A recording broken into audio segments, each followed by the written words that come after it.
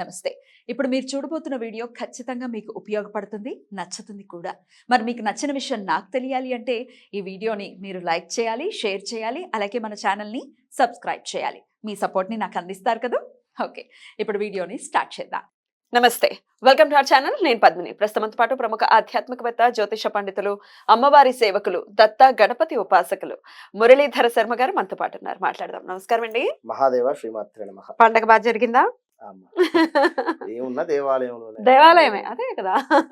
దేవాలయంలో ఇంకొంత శోభాయమానంగా ఖచ్చితంగా అమ్మవార్లను గాని లేకపోతే అయ్యవార్లను గాని మీరు అలంకరణ ప్రియులు, మీరు ముందు ప్రియులు. బాగా జరిగిందా మీ దేవాలయంలో? అద్భుతంగా అయింది. బ్యూటిఫుల్. సంతోషం అండి. అయితే ఒక క్వశ్చన్ చాలా మందికి రేజ్ అవుతూ ఉంటుందండి.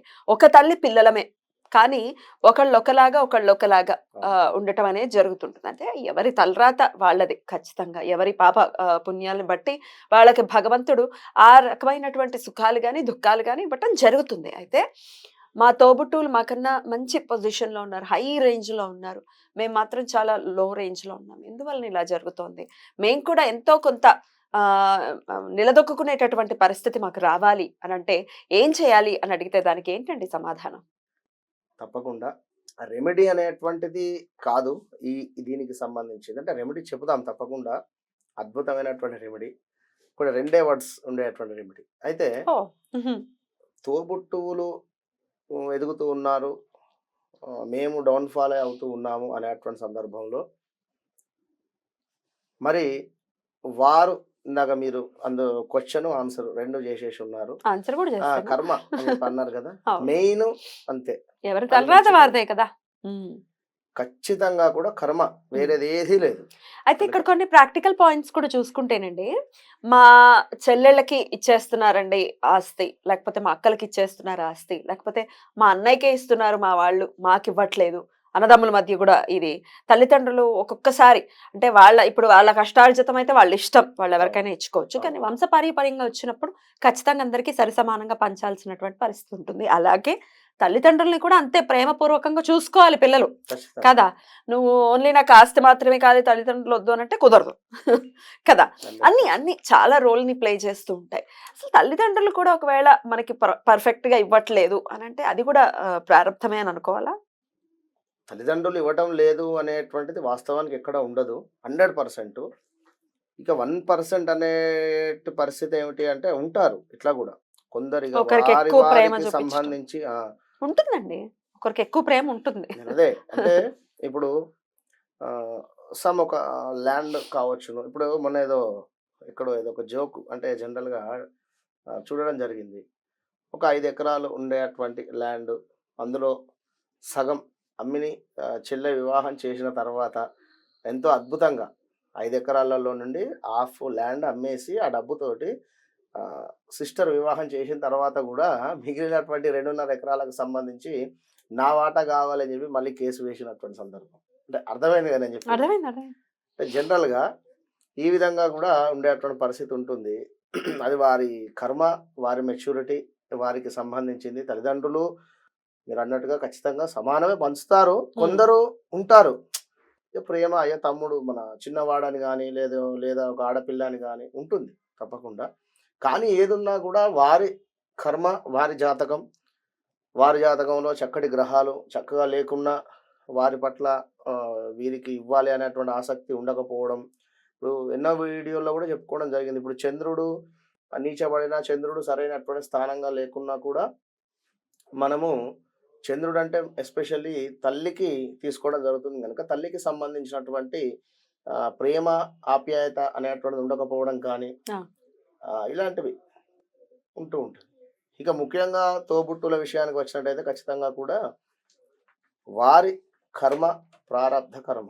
ఇందులో వారు ఎదుగుతున్నారు అంటే వారి కష్టపడుతున్నారా లేదా వారి అంటే ఏ విధంగా అనేటువంటిది కూడా ఒకసారి క్వశ్చన్ వేసుకోవాలి. మనం ఇంట్లోనే ఉండి వాళ్ళు ఎదుగుతున్నారు అని కూడా తప్పు అవుతుంది. అంతే కదా, మనం కూడా కష్టపడి ఎవరి పని వారు చేసుకుంటే పైకి రావడం జరుగుతుంది. మరికొందరు తక్కువ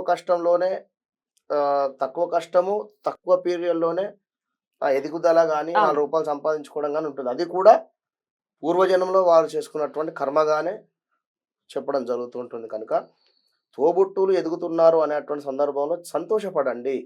100% మీరు సంతోషపడితే ఖచ్చితంగా కూడా యూనివర్స్ మిమ్మల్ని కూడా అక్కడికి చేర్చేటువంటి పరిస్థితి ఉంటుంది.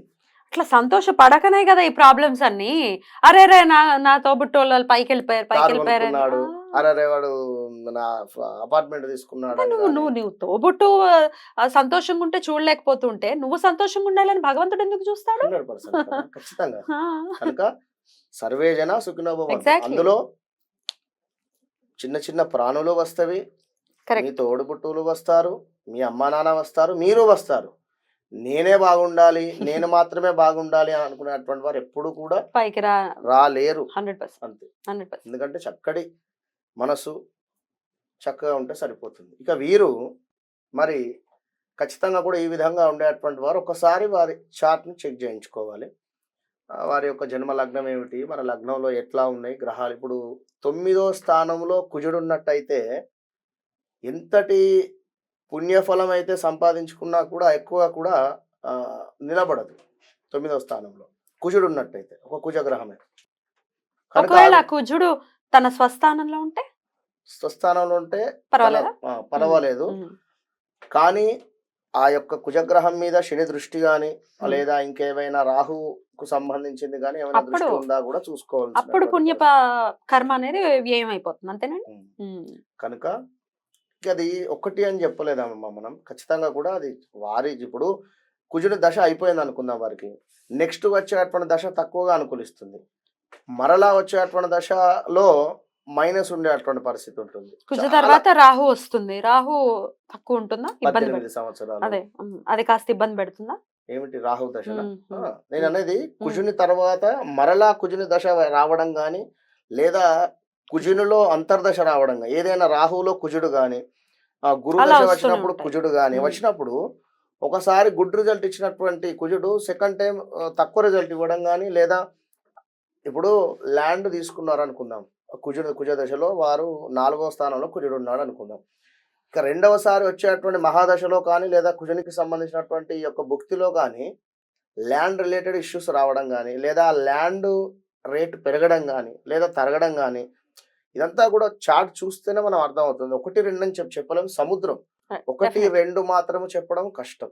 కనుక వారి చార్ట్ ఖచ్చితంగా కూడా చూసుకొని మరి ఎందుకు ఆ విధంగా జరుగుతుంది, మరి ఏమన్నా 7.5లో ఉన్నామా లేదా అష్టమ శనిలో ఉన్నామా అర్ధాష్టమ శనిలో ఉన్నామా అనేటువంటి పరిస్థితి అన్ని కూడా చూసుకొని దానికి సంబంధించినటువంటి ఏదైనా మహాన్యాసపూర్వక హోమం కానీ లేదా మహాన్యాసపూర్వకంగా అభిషేకం కానీ, కేవలం మహాన్యాసం ఎందుకు అంటే చాలా పవర్ఫుల్ అది, లేదా పాశుపతమైనా కూడా చేయించుకుంటే తప్పకుండా మంచి ఫలితాలు ఉంటాయి. అయితే ఇప్పుడు మీరు ఒక 2 లెటర్స్ తోనే చేసుకునేటటువంటి నామము అంతే. కేవలము వీరు ప్రతిరోజు కూడా ఇప్పుడు రేపు 22వ తారీఖు నాడు మనకు అయోధ్యలో ప్రతిష్ట జరుగుతున్నటువంటి నామము ప్రాణ ప్రతిష్ఠ జరగబోతోంది. ఆ స్వామికి సంబంధించింది కేవలం మనకు శ్రీరామ అనేటువంటి నామాన్ని ఖచ్చితంగా కూడా వీరు ఎన్నిసార్లు అయితే వీరు చదువుకుంటారో ఈ కర్మ అనేటువంటి విషయం కానీ లేదా ఈ మన తోబుట్టువులకు సంబంధించినటువంటి ఇబ్బందులు ఎదుర్కొనేటువంటి వారు ఎదుగుతున్నారు, మేము ఎదగడం లేదు అనేటువంటి వారు ఖచ్చితంగా కూడా రామనామము కానీ లేదా రామనామం మాత్రము 2 అక్షరాలే చక్కగా కూడా చేసుకోవచ్చు. లేదు అనేటువంటి సందర్భంలో ఇంకా ఇది మాకు కొందరికి కనెక్ట్ కాదు, కొందరికి రామునికి సంబంధించినటువంటిది శ్రీరామ రక్షా స్తోత్రం చాలా అంటే చాలా పవర్ఫుల్, చాలా తొందరగా రిజల్ట్ ఉండేది. శ్రీరామ రక్షా స్తోత్రాన్ని చదువుకున్నట్టయితే మంచి ఫలితం ఉంటుంది. లేదా కేవలం రాముని యొక్క నామము జపించండి ఏదైనా దేవాలయంలో కూర్చొని, చాలా అంటే చాలా తొందరగా రిజల్ట్ ఉంటుంది. చాలా అద్భుతమైనటువంటి విషయాన్ని చెప్పారు. మనలో మన ఆలోచన ధోరణిలో మార్పును తెచ్చుకుని రామనామాన్ని కనుక పట్టుకుంటే ఖచ్చితంగా మార్పు అనేది రావటం తథ్యం. అంతేనా అండి? రైట్ అండి. Thank you so very much అండి. నమస్తే. మహాదేవ్.